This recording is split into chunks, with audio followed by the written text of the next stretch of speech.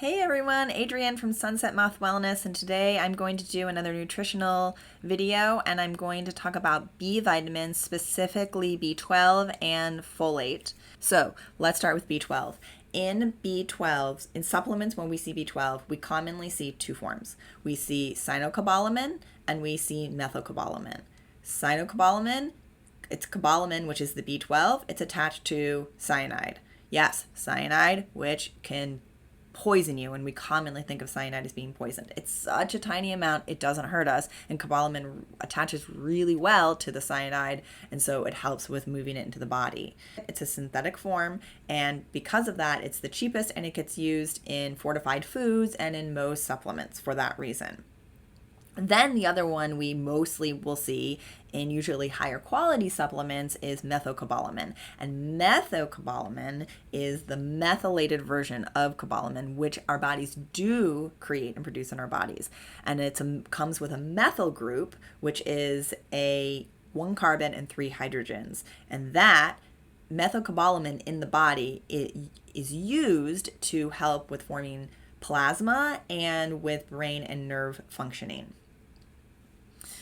So there are other forms we see, but those are the two main ones I know you all are seeing in your supplements and in your foods.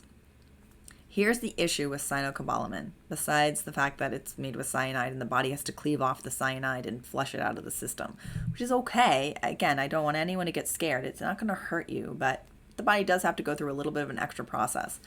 But the main issue with this is that if your body doesn't have a good ability to change over the cyanocobalamin into a methylated form, then the body doesn't use that cobalamin that you took very well. And the inability to do that or do it well happens in like 40 to 60% of the population. There's some stats are kind of all over on that, but it's a huge amount where it's just in your genetics. You can go get tested for it. You go to your healthcare provider and go and get tested to find out if you are able to change over into a methylated versions of B vitamins and other methylation processes.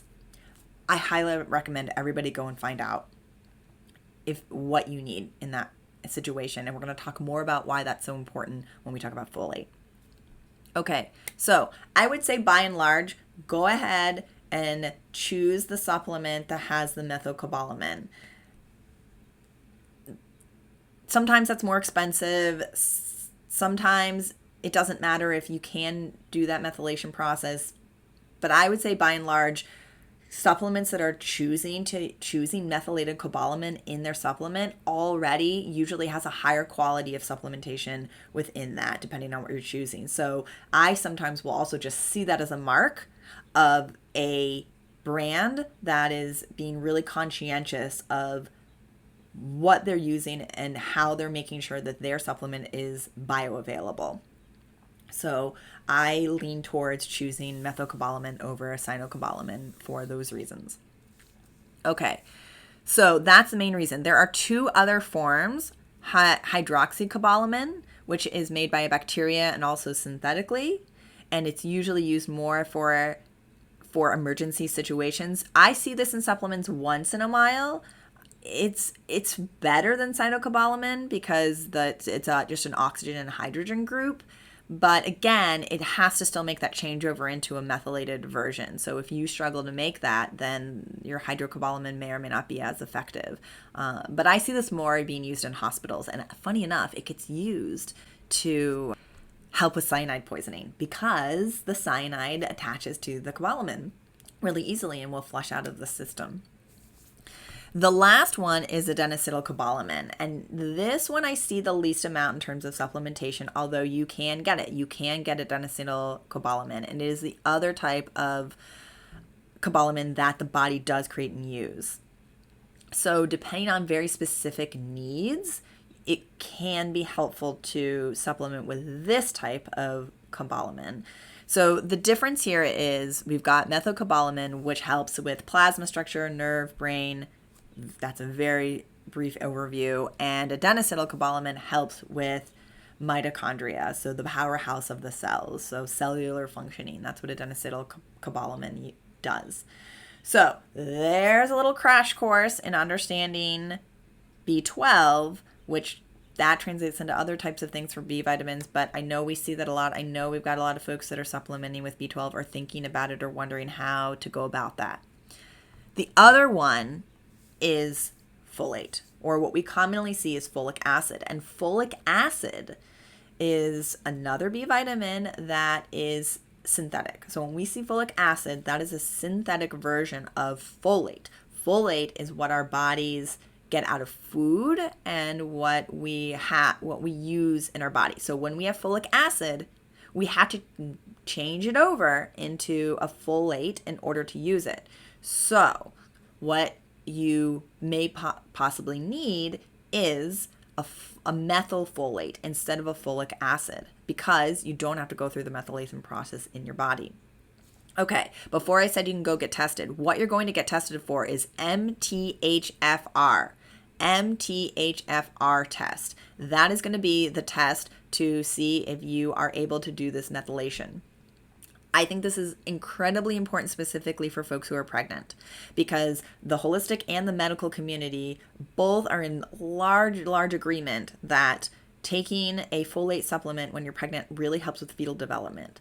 But if you are one of the many people who cannot do this methylation process, then if you're just taking a folic acid supplement, you're not really getting the best bang for your buck. What you really need to do is take a methylated version, a methylfolate. So you can go and get tested to find out if that's the form you need. You also can go ahead and just get a supplement that has a methylated version in it. It's not going to hurt you either way to do that. Like, you can just go ahead if you're not sure and just go ahead and take the methylfolate. Which, again, when I see methylfolate in a supplement, if it's with other things too, that also is a tip off to me that it's a supplement company that's really taking the time to understand how vitamins and minerals work in the body. So that is really important, that you would choose a methylated version of folate, especially when you're pregnant. But in general, we need folate to help our bodies function and stay healthy too. All humans need folate.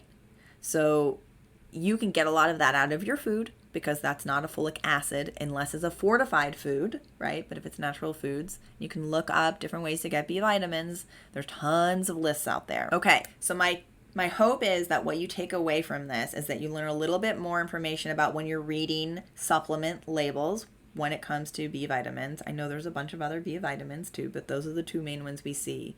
There being questions on what types they are. And so that you've got a little more information so that you can ask intelligent and curious questions to your healthcare providers. So often you're not asking these questions, and you can. And if your healthcare provider is not having the time or fumbles to answer these questions, I think you should see that as a bit or a big red flag in that person being able to really give you good care. Whenever anybody asks me any kind of health questions, I'm usually really good at being able to explain that information to them, because I'm educated in it, or I say, hey, I'm going to go find out and I'm going to let you know, because I don't want to give you misinformation. And that, in my opinion, is what every healthcare provider should do, and you should be asking them curious and intelligent questions every time that you go. Do not assume that you cannot. This kind of is a little bit of a rant outside of that, but it really matters. So I hope that information is helpful for understanding B vitamins a little bit better. And if you want to know more of the science on that, or want to talk to me more about supplementation, please contact me. You can find me at sunsetmothwellness.com. Thank you.